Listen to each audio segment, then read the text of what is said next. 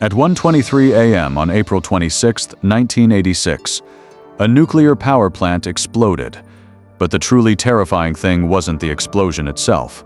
It was what happened over the next 7 months, when the Soviet Union mobilized 600,000 people from all across the country, just to build a tomb over a reactor that was still actively radiating death. Among them were soldiers, miners, and young technicians fresh out of school. Their working time? Just 90 seconds per person. After the blast, the core of reactor number 4 was completely exposed to the open air. Every single day, it released radiation equivalent to dozens of Hiroshima atomic bombs. Soviet engineer Lev Fibercharov received a definitive task: entomb it. He was faced with 3 options, and every single one was a gamble with death. The first option was to bury the entire reactor under sand, but reactor number 3, right next to it, was still operating. If the massive weight of the sand caused a structural collapse, it could trigger a second, catastrophic explosion. The second option was to encase it entirely in concrete, like a giant brick. But engineers discovered that the soil beneath the reactor was loose sand. The immense weight of the concrete would push the whole building down, sinking it into the groundwater. The moment that core hit the water, the extreme heat and steam would instantly blow the entire reactor apart. That left the third option: build a massive protective shell over it from the outside. This plan was the hardest. It required the most manpower, and it forced workers to construct it in the most hazardous zones on Earth. But it was the only choice that wouldn't escalate the disaster. The engineers selected the plan, but the next question instantly hit them in the face. Who goes? The ground around the reactor was littered with highly radioactive debris blown out by the explosion. A piece of metal the size of a coin could kill a person standing next to it within just 5 minutes. They sent in lead-armored bulldozers to clear it, but the machines couldn't reach the debris up on the roof. They tried remote-controlled robots, but their electronic circuits were instantly fried by the intense radiation. They all broke down within 5 minutes. In the end, only one method remained: send in people. The Soviet Union began drafting people from all across the nation. Later, these people would be given a collective name: the Liquidators. According to United Nations data, more than 600,000 liquidators participated in the cleanup over time. Soldiers, firefighters, miners, and freshly graduated technicians. They were informed of the radiation doses. They were told they might lose their lives, but they went up anyway. The ones facing the greatest danger were those sent to clear the reactor roof. Each person ran up to work for exactly 90 seconds. Shovel away a piece of debris in 90 seconds, and retreat immediately. Then the next man goes up, and then the next. Why 90 seconds? Because for a single extra second, a young man in his 20s would be shadowed by the ghost of radiation for the rest of his life. They weren't heroes, they were just ordinary people pushed to the edge of a cliff by this catastrophe. Yet, they still took the leap. Drivers heading into the radiation zone had custom lead capsules installed inside their cabs. Those responsible for observing the reactor debris had to climb into a 25-ton lead coffin with only a tiny viewing window. These people had a nickname: the cosmonauts, because they were entering a place where humans were never meant to go. But about these missions, there was a rumor that sent an even colder chill down people's spines. Some say that during certain critical moments, the shielded hatch doors had to be forced open, leaving the people inside directly exposed to the reactor's raw radiation. Nobody knows what they saw in that exact moment. At night, the only tool used to illuminate the darkness was a blimp carrying a massive 40-kilowatt bulb. The workers gave it a name: the chandelier. After the mission ended, this blimp was so heavily contaminated with radiation that nobody dared to dismantle it. They buried it directly into the earth. Once the clearing was finished, the engineers could finally begin construction. 400,000 cubic meters of concrete were poured into Chernobyl. To put that into perspective, it is equivalent to a solid block of concrete as tall as the Statue of Liberty. To supply this massive amount, the Soviet Union built 3 dedicated concrete factories and ordered 3 of the world's largest cranes from Germany, specifically to be transported to Ukraine. But the hardest part was still to come. The most critical step of the entire project was to install a massive steel roof right over the top of the reactor. Because its shape resembled an airplane wing, the workers nicknamed it the airplane. It weighed exactly 159 tons, and the maximum lifting capacity of that German crane happened to be exactly 159 tons. If the math was off by just a single ton, the entire project would be ruined. The crane operator's vision relied entirely on a blurry black and white TV screen. He couldn't see the reactor at all, counting fully on ground colleagues to direct his movements over walkie-talkies. The moment it was lifted, everyone held their breath. The airplane was slowly hoisted above the reactor. Everything seemed to be going smoothly, but as the crane arm began to lower, there was a loud crash. The rear wheels of the crane lifted completely off the ground. The entire machine, weighing hundreds of tons, was tilting forward. If it tipped over, it would crash straight into the exposed reactor core. That would have been Chernobyl's second explosion, and this time, the radiation fallout radius would spread across all of Europe. There was no time to hesitate. An engineer made a split-second decision: instantly hoist a 40-ton lead block onto the rear of the crane to act as an emergency counterweight. The crane's rear wheels slowly settled back onto the ground, and the airplane was finally lowered accurately into place. Humanity has never truly beaten nature. We just use a greater level of madness to combat a greater catastrophe. In November 1986, exactly 7 months after the explosion, the Chernobyl sarcophagus was completed. As the final piece was hoisted up, all the liquidators who were still able to stand signed their names on that very part. This sarcophagus was designed to last for 20 to 30 years. From the very beginning, it was never a permanent structure. It was just a temporary lid to suppress the death underneath for a while. By 2016, this lid began to collapse. The Ukrainians spent $3 billion to build an even larger lid, shielding the entire sarcophagus along with the reactor inside. This is called the new safe confinement. Its design life is 100 years. This means that Chernobyl must still be watched closely by humanity for another century. And out of those 600,000 liquidators back then, according to their own association's statistics, over 60,000 have passed away prematurely due to radiation-related illnesses, and over 160,000 are permanently disabled. After those 600,000 liquidators returned home, half of them never fully recovered for the rest of their lives. Yet, not a single one of them expressed regret. According to interview records, over 90% of them said, "If I had to choose again, I would still go." You might think they are grand heroes, but they don't see it that way. What they say is, somebody had to go. If it wasn't me, it would be someone else. This is the thing that shocked me most deeply after that night. Humanity's greatest feat isn't building a nuclear reactor. It's that after the reactor failed, there were still 600,000 people willing to walk right into it. This is the true bedrock of why humanity can be called a civilization. You think humanity's first nuclear-scale explosion was Hiroshima in 1945? You're wrong.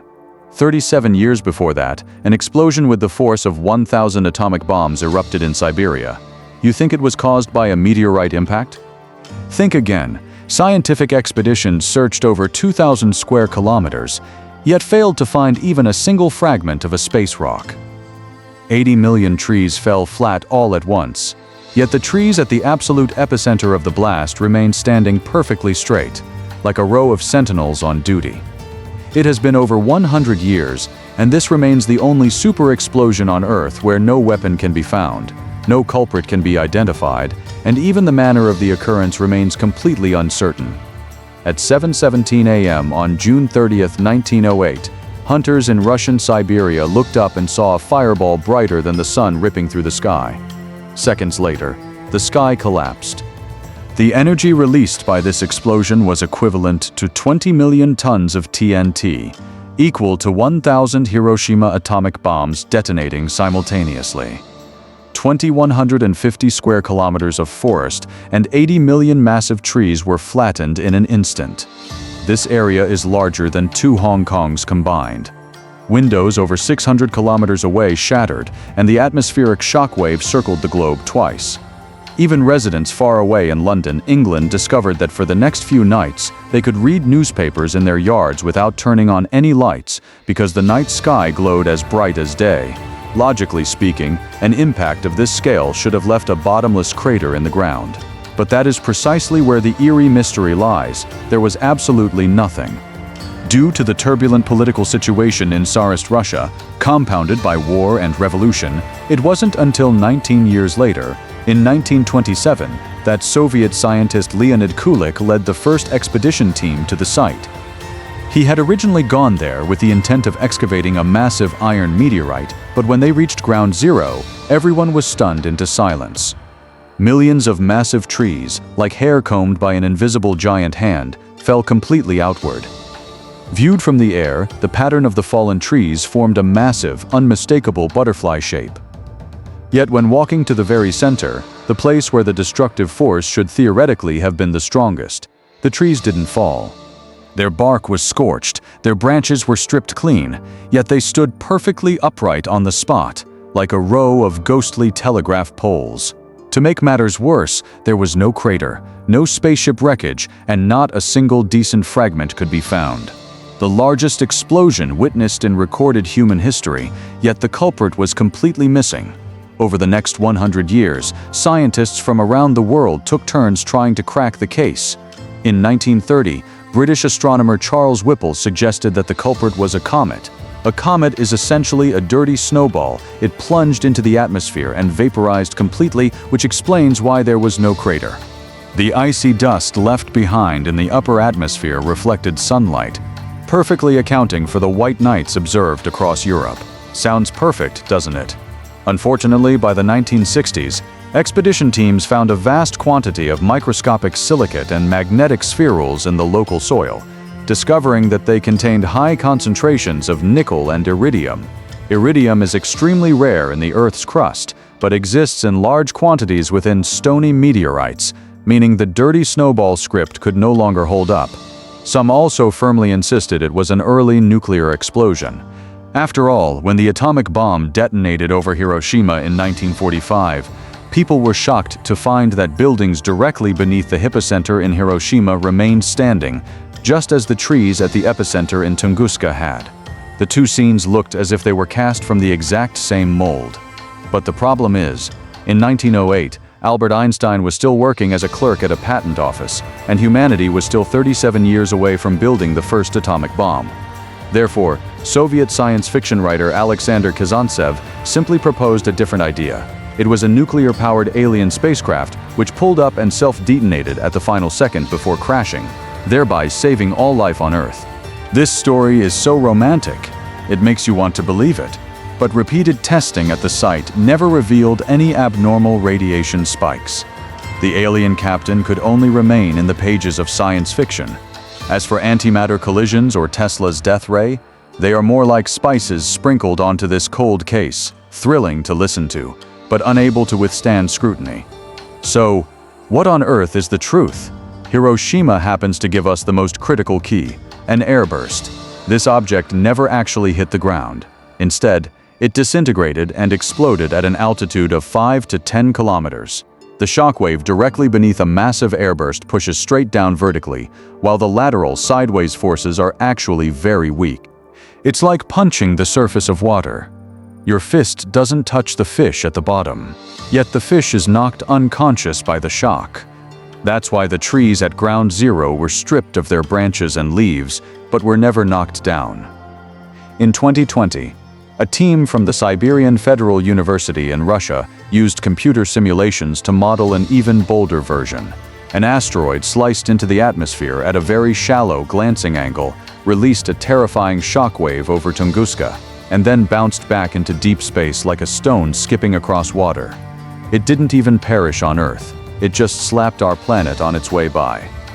However, the more mainstream consensus in the scientific community today is that a stony asteroid, roughly 50 to 60 meters in diameter, was instantaneously vaporized in the upper atmosphere, turning into nanoscale dust. Scientists did later find in the local peat layers silicate and magnetite particles carrying clear extraterrestrial signatures. This dust, invisible to the naked eye, is the final fingerprint left on Earth by the culprit. But what truly sends a chill down my spine about this case isn't how it exploded, it's where it exploded. It chose the most desolate corner of the Earth to detonate, and the entire catastrophe claimed only 3 lives. But the Earth is constantly rotating every single second. if it had arrived just over 4 hours later. The impact point would have shifted directly to the city of St. Petersburg. A major city with a population of millions would have been completely wiped off the map during breakfast time. In 1908, humanity didn't even know it was coming, let alone how to stop it. And bullets like this haven't stopped flying our way. In 2013, a small object with a diameter of only about 20 meters exploded over Chelyabinsk, Russia, and the shattering glass from the shockwave injured nearly 1,500 people. In early 2025, an asteroid designated 2024 YR4 was temporarily calculated to have an over 3% chance of colliding directly with Earth. Observatories around the globe worked through the night to track it, finally lifting the alert for Earth after intense calculation. Tunguska left behind no crater, but it left a critical test for humanity.